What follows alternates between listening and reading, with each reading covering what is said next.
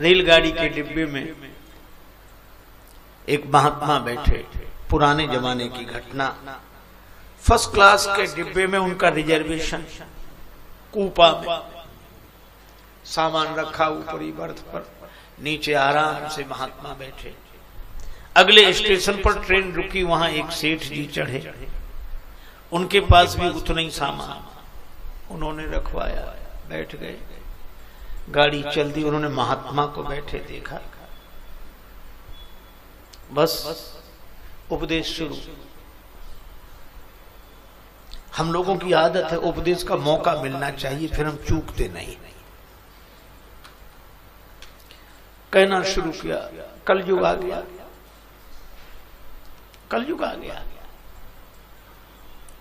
साधुओं को first class, इन्हें जरूरत क्या है? अरे बैठे कहीं एकांत भजन करें, फिर उतने ही सामान इनके पास, उतने ही हमारे पास। हम भी फर्स्ट क्लास में बैठे, ये भी फर्स्ट क्लास में बैठे, तो हम में साधुओं में अंतर क्या है? बिगड़ गए साथ। फिर तो केवल कपड़ों का भेद है। महात्मा गंभीर थे, वैराग्यवान थे, शांति से सुनते रहे, मुस्कुराते रहे। जब उनकी बात बंद हुई तो महात्मा जी ने कहा कि महाराज हम आंखें खोल दें। सेठ जी आपने बड़ा बढ़िया उपदेश दिया, हमारी आंख खुल गई, आज हमारी आंख खुल गई। तो सेठ जी मुस्कुराकर बोले कि उपदेश से तो आंख खुलती है। महात्मा जी ने कहा आप ठीक कह रहे हैं, हम में आप में कोई अंतर नहीं। मित्रता होगा। अगले स्टेशन पर गाड़ी खड़ी हुई कि चलो थोड़ा नीचे घूम आवे, नीचे थोड़ा घूमे आवे। बोला साहब हमारा सामान रखा है। सेठ जी बोले हमारा सामान रखा। महात्मा बोले हमारा भी रखा है, और उतना ही रखा है जितना तुम्हारा है। चलो गए, प्लेटफार्म पर बैठे, इधर उधर की बातें हुई, जल पिया, एक बेंच पर बैठ गए, चर्चा होने लगी। इतने में गाड़ी के चलने का समय हुआ, गार्ड ने झंडी दिखाई, सीटी बजाई, और जो गाड़ी चलने को ही सीढ़ी महाराज गाड़ी जा रही, गाड़ी जा रही। महात्मा बोले स्टेशन है तो जाती रहती गाड़ियां, प्लेटफार्म जाने जाने, बैठो आराम से। अरे महाराज हमारा सामान रखा है। महात्मा बोले हमारा भी रखा है, उतना ही रखा है। अरे नहीं नहीं महाराज, तो महात्मा बोले हम में तुम में भेद क्या, कपड़े का भेद है। सो कपड़ा हमारे पास है, हम आपको दे देंगे, बस बैठो। अरे नहीं नहीं महाराज हमें छोड़ो। महात्मा बोले हम तुम्हें छोड़ेंगे नहीं, या तो अंतर बताओ। सेठ जी बोले अंतर समझ में आ गया, समझ में आ गया। क्या? बोले जितना सामान आपके पास है उतना हमारे पास भी है, लेकिन आप एक क्षण में छोड़ सकते हैं और हम जिंदगी में नहीं छोड़ सकते, बस यही अंतर है। तो वैराग्य की दशा ऐसी ही है। इसीलिए आपने सुना होगा हम लोगों के यहां कहा जाता है कि संत ने शरीर छोड़ दिया। संत ही शरीर छोड़ सकते हैं, वे तो शरीर को छोड़े ही हुए हैं। हम लोग शरीर नहीं छोड़ते, हमसे तो छुड़ा लिया जाता है।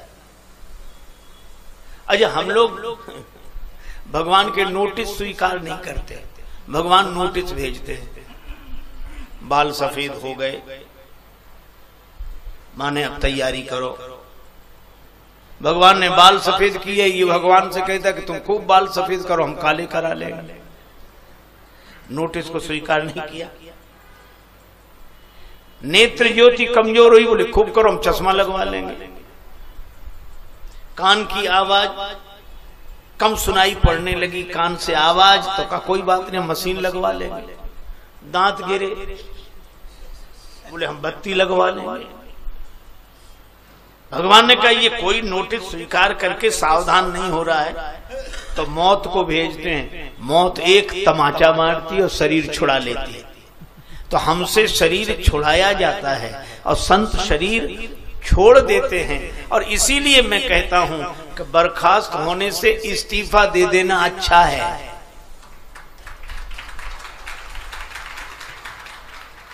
तो जो बर्खास्त होते हैं वे आसक्त हैं, और जो इस्तीफा दे देते हैं वे विरक्त हैं, वैराग्यवान हैं। वैराग्य। दो महिलाओं में झगड़ा हो रहा था सवेरे सवेरे पानी भरने को लेकर। एक कह रही थी हटा तू अपनी बाल्टी, वो कहे कि मेरा घड़ा भर तो जाए। तो बोले तेरा घड़ा है कि टंकी भरते ही नहीं। एक महात्मा निकले सवेरे घूमने को, माइयों को झगड़ते देख, अरे मैया काहे को झगड़ती हो? अरे महाराज जी अपने घड़ा ही नहीं हटाती और भरा ही नहीं इसका घड़ा, अंधेरा था। महात्मा बोले अभी मैं देखता हूं। उन्होंने अपने टॉर्च जलाई, जब टॉर्च जला के देखा तो घड़ा ही उल्टा रखा था। अब बोलो उल्टा घड़ा तो भर नहीं सकता। और जब उल्टा घड़ा देखा तो हंसने लगी कि मुझसे गलती हो गई, घड़े को सीधा किया। मुझे लगता है कि घड़ा उल्टा रखा है लेकिन अंधेरे में दिख नहीं रहा है। अंधेरे में हम सोच रहे हैं कि सीधा ही है, और हमको भी लगता है कि ये संसार है ही भगवान का, मैं नहीं, मेरा नहीं, यह तन किसी का है दिया, और देने वाले ने दिया वह भी दिया किस शान से।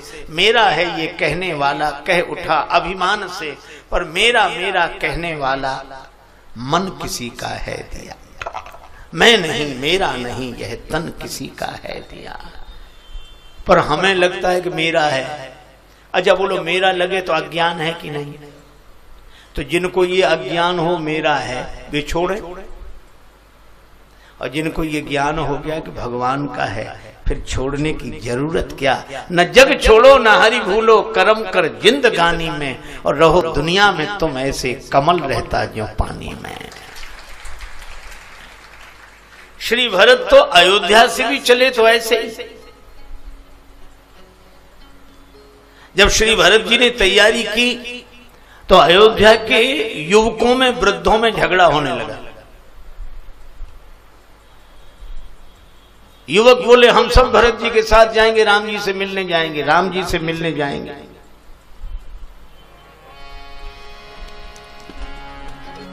वृद्ध बोले तुम राम जी से मिलने जाओगे तो घर में कौन रहेगा? अब जरा ध्यान देना भैया, घर में कौन रहेगा? युवक क्या बोले, घर में आग लगा दो, लौटने का झंझट न रहे। जरऊ सुसंपत्ति सदन सुख,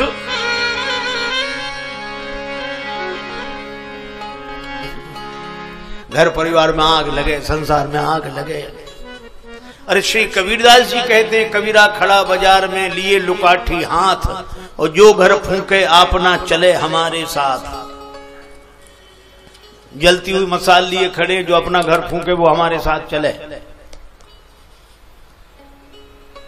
एक आदमी आया, हमें दो मसाल, हम जा रहे हैं, और गया वो। कबीरदास जी बोले अपने ही घर में लगाना।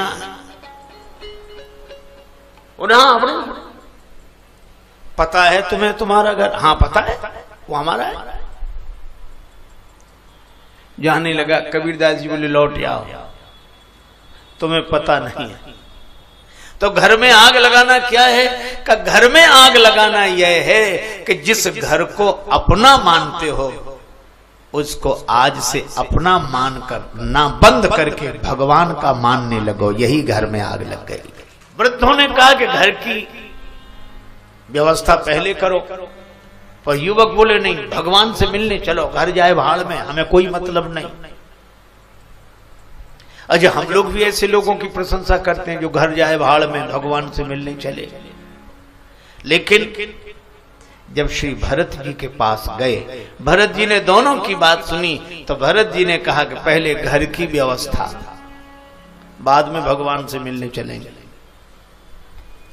किसी ने कहा, युवकों ने कहा कि घर की व्यवस्था, तो फिर राजा ही बन जा, काहे को जाते हो राम जी से मिलने, व्यवस्था करो।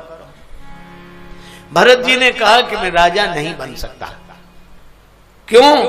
वस्तु मेरी होती तो मैं राजा बन जाता, अयोध्या की संपत्ति होती तो मैं यहां का सम्राट बन जाता। तो जब आपकी है ही नहीं तो छोड़ो। भरत जी ने कहा कि संपत्ति मेरी होती तो छोड़कर चल देता। व्यक्ति अपनी ही संपत्ति का त्यागी बनता है और अपनी ही संपत्ति का भोक्ता बनता है। ये त्याग भोग तब होते हैं जब हम संपत्ति को अपनी मानते हैं, लेकिन ये संपत्ति हमारी नहीं है। हमारी होती तो त्याग देते, हमारी होती तो राजा बन जाते। फिर का संपत्ति सब रघुपति के आही। जब सारी संपदा राम जी की है तो ना हम इसके त्यागी हैं, ना हम इसके भोक्ता हैं। न जग छोड़ो ना हरि भूलो, कर्म कर जिंदगानी में, और रहो दुनिया में तुम ऐसे कमल रहता ज्यों पानी में। है ही नहीं हमारी। और कितनी अद्भुत बात है, जैसे ही आप यह स्वीकार कर लेते हैं कि हमारी है ही नहीं, वैसे ही संसार छूट जाता है। हम लोग तो छोड़कर भी नहीं छोड़ पाते। एक सज्जन बड़े त्यागी, बहुत वर्षों बाद उनसे मिलना हुआ। कुछ लोग आए थे, बोले महाराज पास में ही घर है, गांव है, लोग दर्शन करना चाहते, चलो। बोले नहीं नहीं, मैं नहीं जाता। मेरे परिचित थे, मैंने भी निवेदन किया, लोग आग्रह कर रहे हैं चले जाओ। कहने लगे नहीं नहीं नहीं, मैं नहीं जाता। हमने जब से छोड़ा तब से नहीं गए। अच्छा तो कितने दिन हो गए? ये याद है कितने दिन हो गए?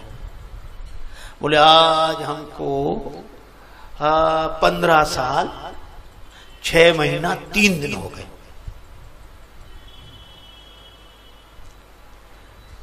लेकिन हम गए नहीं। बड़ी कृपा, नहीं गए, अच्छी बात। अच्छा महाराज, मैंने कहा औरों के घर में जाते हो कि नहीं? बोले हाँ, जो प्रेम से बुलाता उसके घर चले जाते हैं। तो हमने कहा जब औरों के घर में जाते हो तो उसी एक घर ने क्या बिगाड़ा था, वहां क्यों नहीं जाते? तो बड़े गर्व से बोले कि नहीं नहीं, छोड़ने के बाद अपने घर में नहीं जाना चाहिए, छोड़ने के बाद अपने घर में नहीं जाना चाहिए। तो हमने हाथ जोड़कर कहा कि जब छोड़ने के बाद भी अपना घर, तो छोड़ा क्या है? आप नहीं जा रहे हैं क्यों? क्योंकि आपका घर है। और आप घर नहीं छोड़ रहे हैं क्योंकि आपका घर है। तो त्याग में भी आपका है और भोग में भी, स्वामित्व में भी आपका है, और त्याग कर स्वामी बनने में भी आपका है। और जिस दिन भगवान का है तो ना हम इसके भोक्ता हैं, ना हम इसके त्यागी हैं, हम तो भगवान के अनुरागी हैं। इसलिए वैराग्य भाव से रहते हुए भगवान का मानकर सेवा कर रहे हैं। यही तुलसीदास जी का सिद्धांत है, यही श्री भरत जी के द्वारा वे प्रस्तुत कर